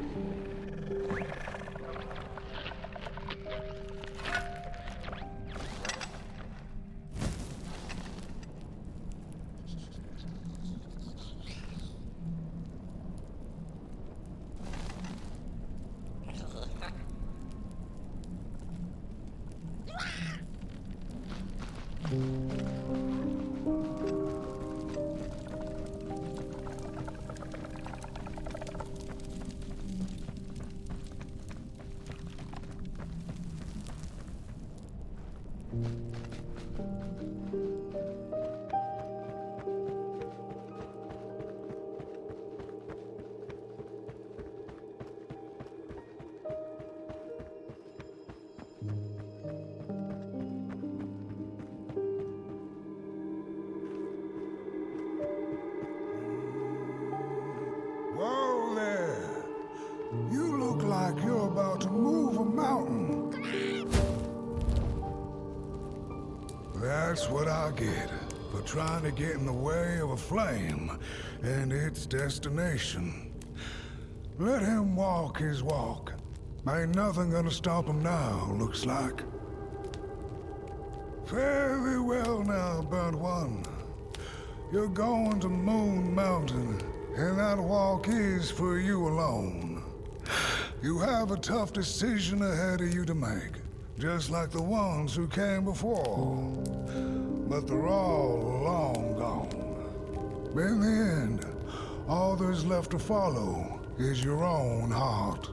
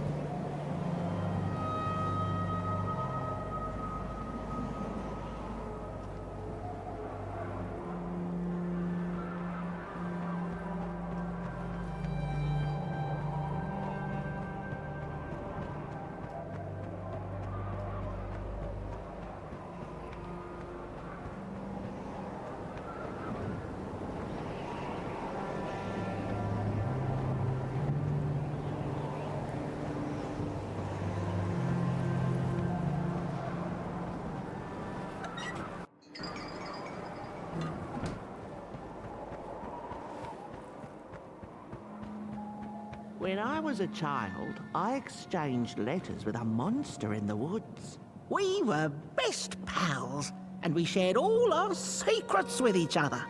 One day, my sister told me that the monster wasn't real, that she'd written me all those letters to play a joke on me. But the joke's on her, because I knew the truth about the monster in the woods, and we exchange letters to this day. Oi! You the caretaker of this little fireball? What were you thinking, letting him run off? Don't you know how precious he is? Oh, yes you are. A real sunbeam. Who took the sun away? We Merkles used to ask until it finally ceased to matter. Night skies like these, trouble seems so far away, doesn't it? I mean, isn't this just exactly my point? I used to be afraid of the dark. So much so that I became obsessed with these huge electric lamps left behind by the craftsmen of old. Couldn't pry myself away from them. I'd sleep outdoors and under their blinding radiance. One day, I woke up to the noise of quivering planks and nails. And would you believe it was my own house leaving me? It had gotten so restless it grew a pair of legs, took a name, and went on a hike. Housey was its name, bless its soul. Houses have no imagination. But I bet it had a grander adventure than I could ever imagine.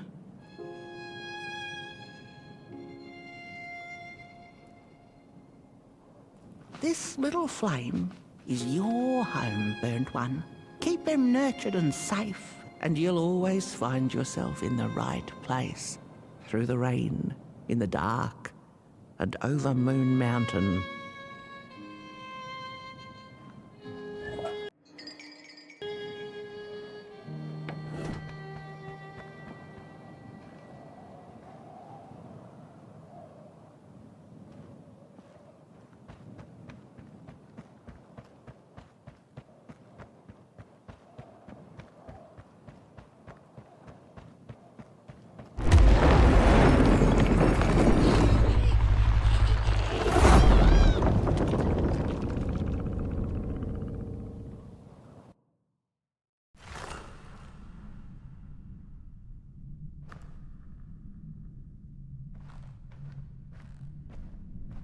What is the dark? Is it ugly and cruel? Is it a place for monstrosities, for fools lost in the woods? A terrible void where all your nightmares come true.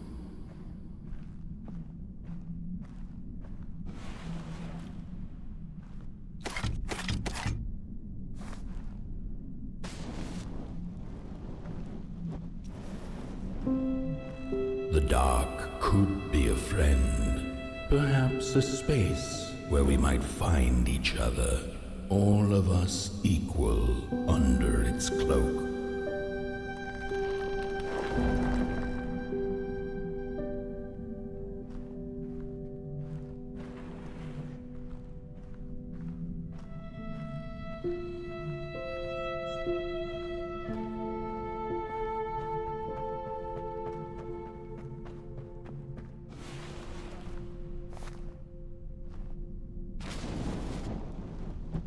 The dark could be an embrace and the release of the old, like taking off a tight shoe, laying bare one's feet, and taking a first step onto a new adventure.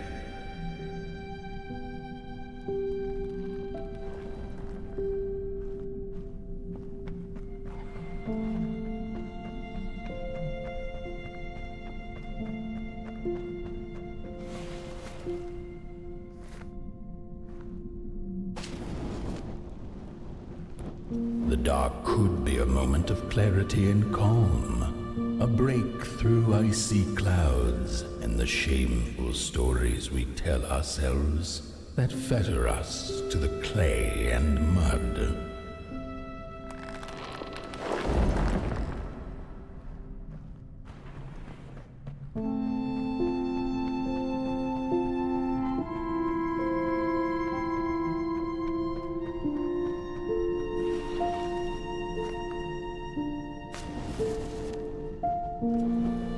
The dark could be the space and time that we need to recover from the death of a dream and the quiet promise of new beginnings waiting on the other side of grief.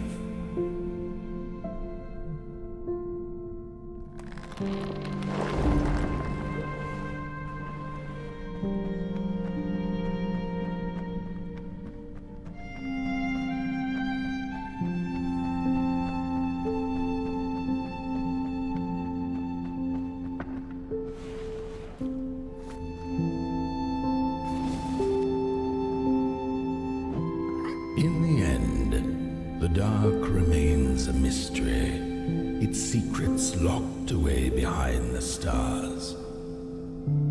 But one can rest assured that it is always there, watching, patiently waiting for us to enter it, with fire in our hearts and with eyes wide open.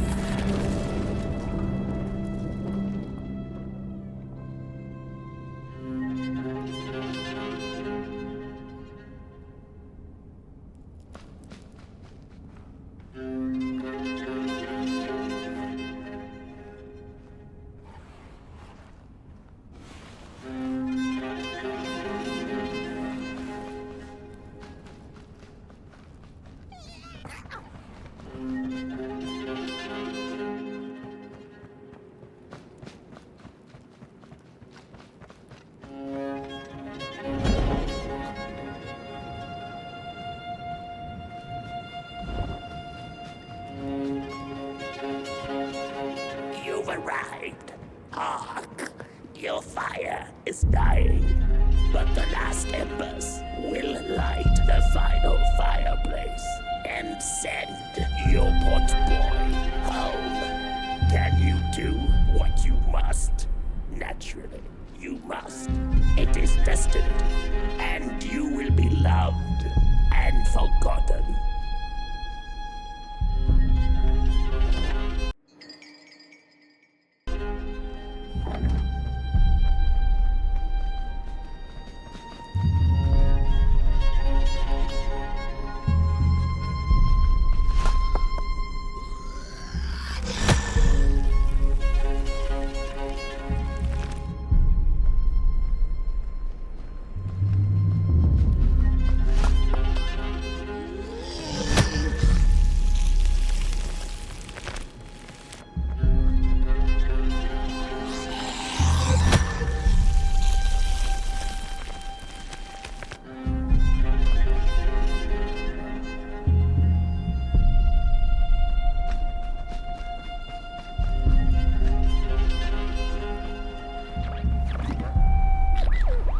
The first two-legged beings did prosper under the first sun, but it didn't matter how much they bathed in its light. They craved more.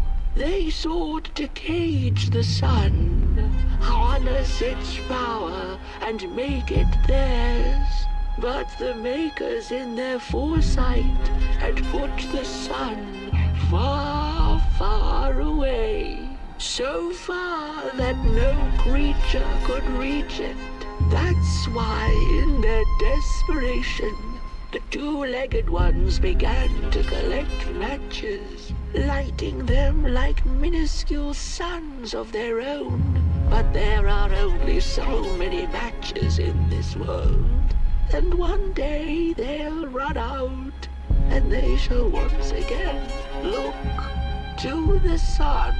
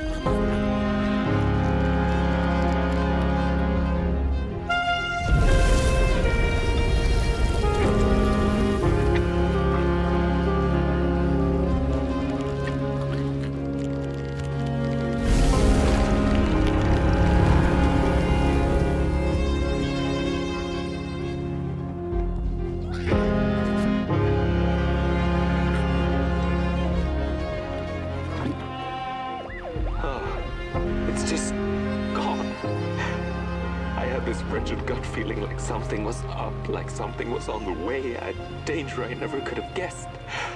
I figured that's just how I always feel, and my worries seldom come true. And now here I am, and I have been for some time now, and it just won't come back. I'm thinking, while I had it, I didn't know what to do with it, how to care for it, enjoy it.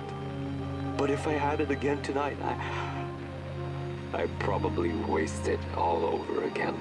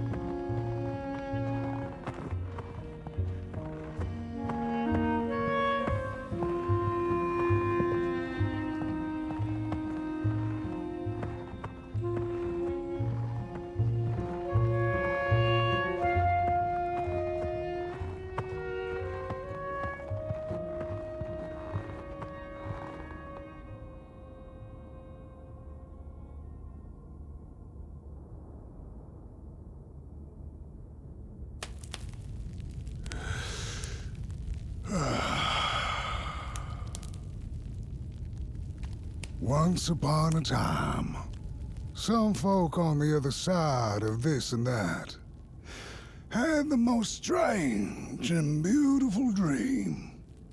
I hope that tonight you caught a glimpse of it, and I wish you the levity and grace to smile in the darkest of times and on the way down your midnight walk.